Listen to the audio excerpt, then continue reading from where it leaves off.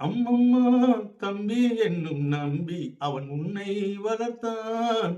தன் வாழ்வில் அறிவு ஜீவிகளாக வலம் வந்தாலும் அன்புக்கும் பாசத்திற்கும் முன்னால் ஏமாந்து போகக்கூடிய கால புருஷ தத்துவப்படி மூன்றாம் ராசியான மிதுன ராசி லக்னத்தில் பிறந்த அனைவருக்கும் இயற்கை ஜோதிடம் சார்பாக என் இதயங்கணித வணக்கத்தை தெரிவித்துக் கொள்கிறேன். அறிவு ஜீவிகள், சாணக்கிய வம்சம், எந்த ஒரு விஷயத்தையும் தேடி தேடி கண்டுபிடிக்கக்கூடிய மிதுன ராசிக்காரர்களுக்கு இதுவரை 9ஆம் இடத்தில் சனி பகவான் சஞ்சரித்துக் கொண்டிருக்கிறார். இந்த நடப்பாண்டில் 2025 இந்த நடப்பு மாதத்தில் மார்ச் 29ஆம் தேதிக்கு மேல் திருக்கணித பஞ்சாங்கப்படி சனி பகவான் இனி கர்மஸ்தானமான 10ஆம் இடத்துக்கு செல்ல இருக்கிறார். ஆக உயிரை கொடுக்கக்கூடிய தகப்பன் ஸ்தானமான பாக்கியஸ்தானத்துக்கும் அதே சனி பகவான், ஒரு உயிரை எடுக்கக்கூடிய ஸ்தானமான 8ஆம் இடத்திற்கும் அதே சனி பகவான் காரகனாகிறார். அப்படிப்பட்ட சனி பகவான் இனி இந்த மார்ச் மாதத்தில் 29ஆம் தேதிக்கு மேல் உங்களுடைய கர்ம வினை ஸ்தானமான 10ஆம் இடத்துக்கு சஞ்சரிக்க இருப்பதால் உங்களுடைய சுய ஜாதகத்தில் கர்மாக்கள் எப்படி இருக்கிறதோ அதற்கு தகுந்த மாதிரி முற்பகல் செய்யும் பிற்பகல் விளையும் என்ற காரகத்துவத்தை நீங்கள் அனுபவிக்கப் போகிறீர்கள். யார் ஒருவர் என்ன செய்து கொண்டிருந்தார்களோ அதற்கு தகுந்த சன்மானத்தை கொடுக்க வருகிறார் சனி பகவான் 10ஆம் இடத்தில். 10ஆம் இடம் என்பது தனி மனிதனின் ஜீவஸ்தானமாகும். ஒருவன் இந்த தொழிலாளர் தான் சாப்பிட வேண்டும் நிர்ணயிக்கக்கூடிய இடம் 10ஆம் இடமாகும்.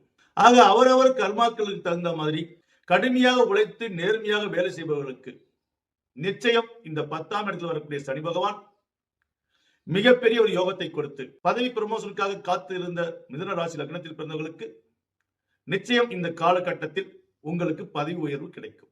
அதே சமயம் வேலையில் சிலர் ஏமாற்றிக் கொண்டு இருந்தால் அவருடைய வெட்ட வெளிச்சமெல்லாம் வெளியில் கொண்டு வந்து அவரை தண்ணில்லாத காட்டுக்கு தூக்கி எறிய வைக்கும். என்றால் ஏற்கனவே சொல்லியிருக்கிறோம், உயிரை கொடுக்கக்கூடிய இடத்திற்கும் உயிரை எடுக்கக்கூடிய இடத்திற்கும் சொந்தக்காரர் சனி பகவான்.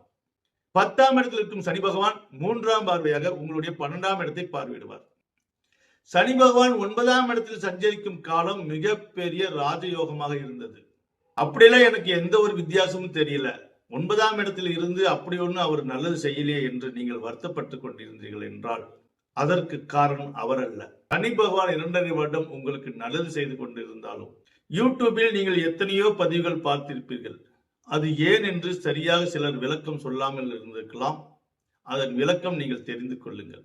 ஆக பாக்கியஸ்தானாதிபதியான சனி பகவான் பாக்கியஸ்தானத்திலே சஞ்சரித்தும் ஏன் கடந்த வருடமாக பல துன்பத்துக்கு ஆளாகிறீர்கள் என்றால் பகை கிரகமான குரு பகவான் உங்களுடைய அயன சயனஸ்தானத்தில், அதாவது ஒருவன் தூங்கக்கூடிய இடத்தில் 12ஆம் இடத்தில் கடந்த 10 மாதமாக ரெட்டனக்கால் போட்டு உட்கார்ந்து இருக்கிறார்.